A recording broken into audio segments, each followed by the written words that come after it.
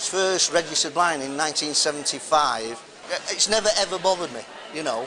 If it's joking about my sight, it doesn't bother me at all. Here's one for you. Guy goes into Tesco's with his guide dog. There's two of us in the pub called Bert, so they'll say Big Bert and Blind Bert. I've not long since been made chairman of Access to All Areas. What we do need is information. Access to some buildings for wheelchair users is very, very hard. So what tends to happen is people just don't bother.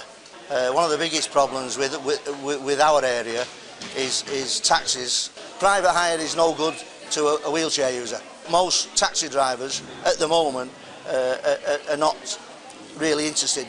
They are getting better slowly, but I think that they can do a lot more than what they're doing at the moment. There has been some times where I can say that they have been positive. I wouldn't say that it happens a lot. I would make it fully accessible, so there'll be drop curbs everywhere, transport will fully be accessible.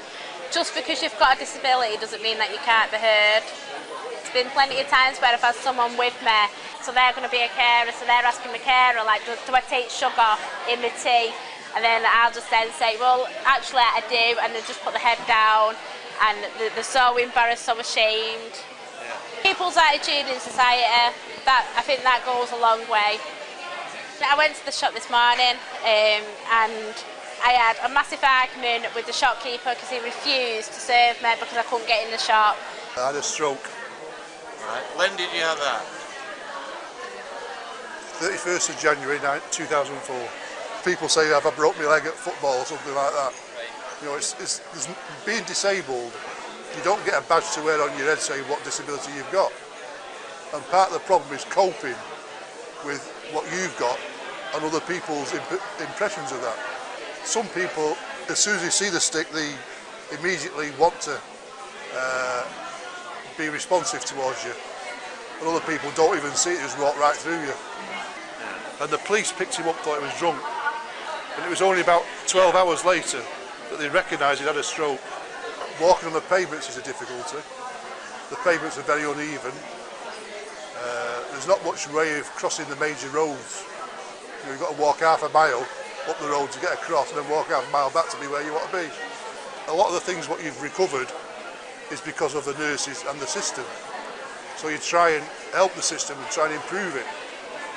You've got to really, really sort of push for things, and it's difficult having an incident in a hospital where the staff hadn't listened to me. About 2 or 3 years after I moved into Salford, I had a car accident, which is why I'm paraplegic. I'm involved with Salford Disability Forum, Salford Disabled Motorists. I work on the Citizens Advice Bureau at Salford Shopping Centre. Well, I've got a car, Motability car. One of the best things I did was that I've got a lift that takes my wheelchair onto the roof of the car with a box on, and that's amazing. I think I can do more now. Things have improved a lot, so access is a lot better. People's awareness is a lot better. What's the biggest challenges? Sorry, we can't hear you. What's the biggest... That's a challenge now, this is going on behind us. It's inspired me coming on to the Independent Living Partnership Board, and I met Irene and we're best mates now, aren't we? But we laugh at each other and we laugh at our own disabilities. Well, you have to do that, you have to go through life that way, otherwise you might as well just turn up and die. Yeah, out and about in general life, shopping, doctors, post office. We're having a big problem with assisted hearing, the loop system, and the problem being that wherever we go, they don't work. We'd like to be enforcement officers and we'll go in there and give them what for, won't we? It doesn't cost anything just to listen really, and just try and understand, show a bit of empathy for us. But because we're not bad people, we just want a bit of assistance.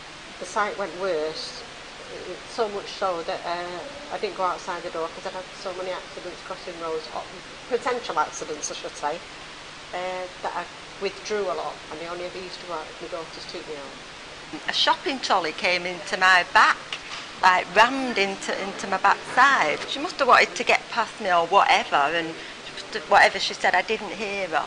And when I explained that I had a hearing problem, she didn't believe me. She said, I bet you have. I just left my shopping in the store and I just walked out because I was so upset. Plus the shopping trolley she'd rammed into my back.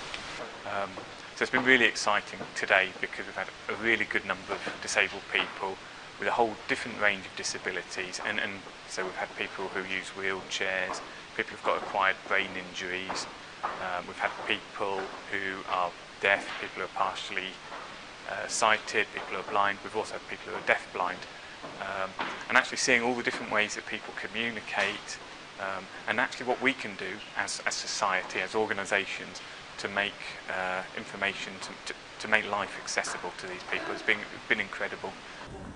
5 minutes, you talking with somebody, or perhaps talking to me, or Barbara, or Adam, you want to film it to show people out there.